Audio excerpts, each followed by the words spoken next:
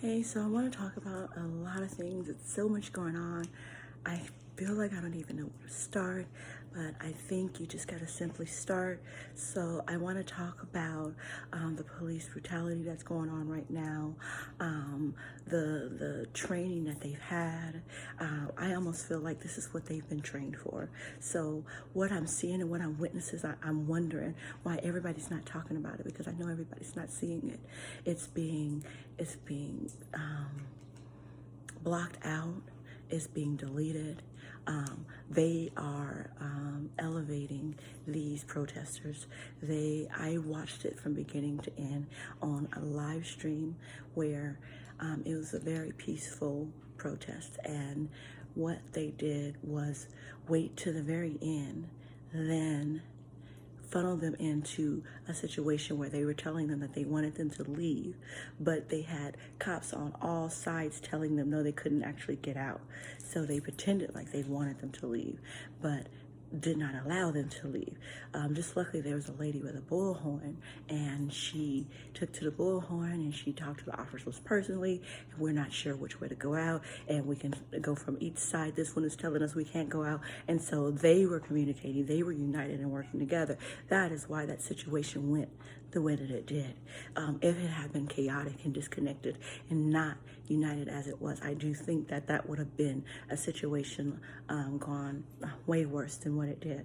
But what happened was they had to kind of reason with her. They stood still until they got direction from the cops, and they said that they would stay still until they got direction, and they were kind of blocked in and cornered off with nowhere to go and very confused, very scared. So eventually they did funnel them out, and as they were funneling them out and leaving, then they got very aggressive and started hitting them with the sticks and batons, like just pushing them in the back while, they're walking slow, but they didn't, it was the process. That was, everybody walked out slow. It just turned so violent so quick, and it was no discrimination whether it was men, woman, black, white, children. It was just, if you were there, and I mean, I'm not sure if they get these instructions in their ear and just kind of move out, or how they were efficiently communicating the way that they were, but they were. And they funneled them out, and then even then they started to, so much happened. Just when they were leaving, they were walking away. No one was even protesting anymore. And then that's when they decided to shoot at their backs.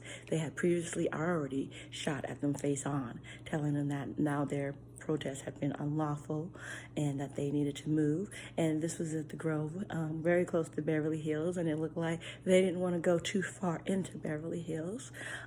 So they were very stern with that line that they drew for how far the protest was going into Beverly Hills. So there's a lot going on. There's not just one thing. You're going to have to take all this information in a balance, and as it comes, and you'll have to do your diligence of looking for it, clarifying it, verifying it, and asking who you are in that. So I'm not here to tell you what's factual, what really happened, what's happening everywhere.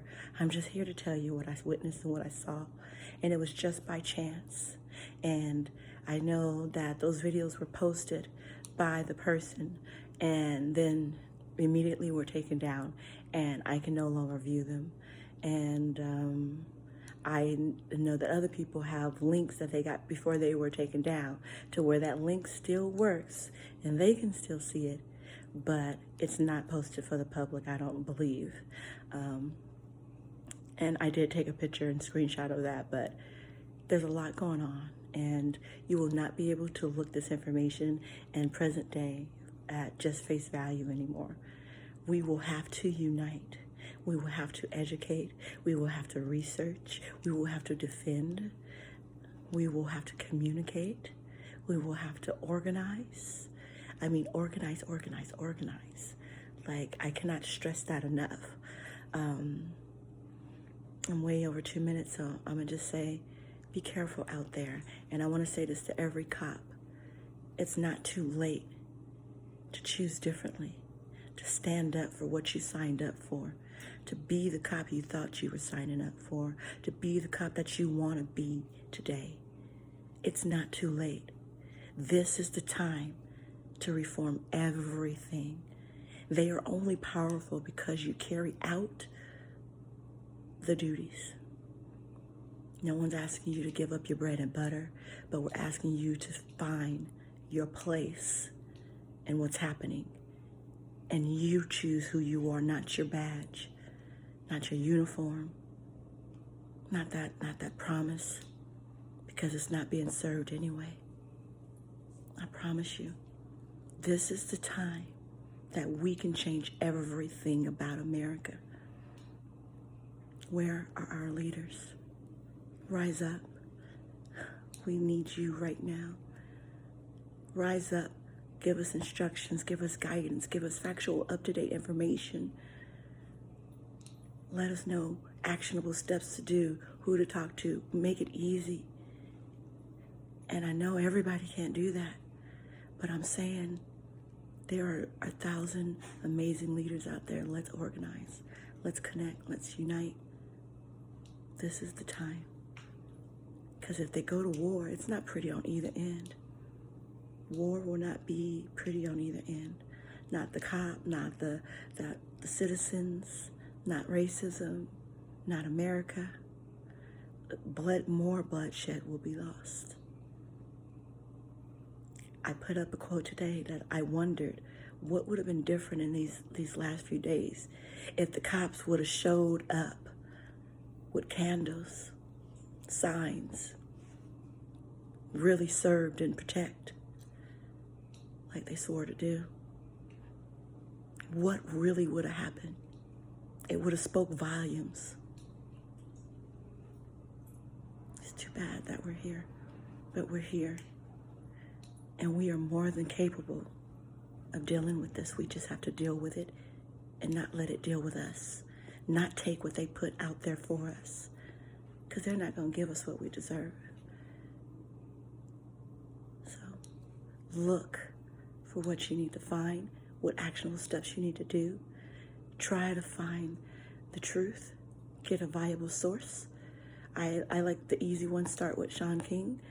You know, everybody says, you know, he has his reputation for what he's done and whether all the money and things that he raised. I don't. I'm not going to be his judge and jury in that right now.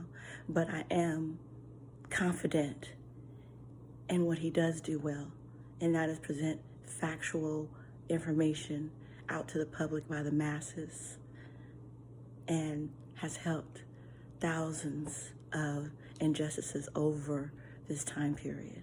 So I've heard things from 27,000 to 160,000. I say for the work that he's done, he should have took a salary for 300,000. We owe him. So take the information, place it where you need to place. Go from there, find your own person. Start there, do your own research, put it all out yourself, whatever it takes. Let's do this. Let's recalibrate America, baby.